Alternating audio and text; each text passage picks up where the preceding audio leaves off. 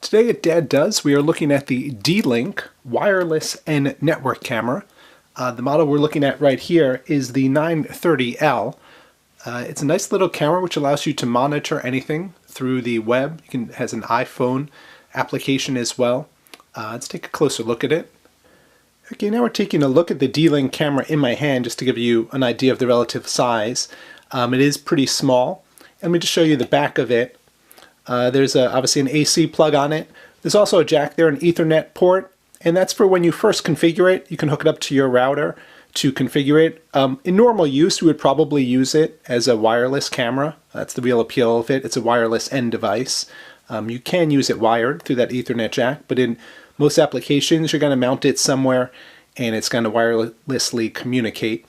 And then you'll be able to see the footage of it both through an iPhone application, and there's also a My D-Link software where you can view it. Let's take a look at that now. Okay, we're looking at the My D-Link software. This is what comes with the wireless end camera. Real straightforward. It's an interface where you can go in and see the feed from your camera, both audio and video, at any point from any web browser. There's also an app, so you can do it for the iPhone or for Android phones.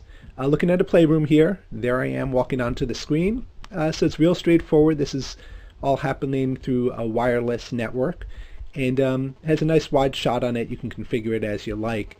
We're going to look at a couple other features here in the software. One of the things they have is a zoom in and zoom out. So if you really want to zoom in on the room, you can do that. Resolution does go down, but you can really zoom in and get a little bit more detail if you like to. This is under the setup. There are a lot more options. You can do everything from motion detection. You can have it mail or FTP images based on different settings. We're going to look at the motion detection because this is an interesting one. And what you see here is that we've set up a grid over the room, and we can configure it so that if there's any movement in certain boxes in these grids, it can email us an image, snap a picture at different intervals, or send that image up to an FTP server.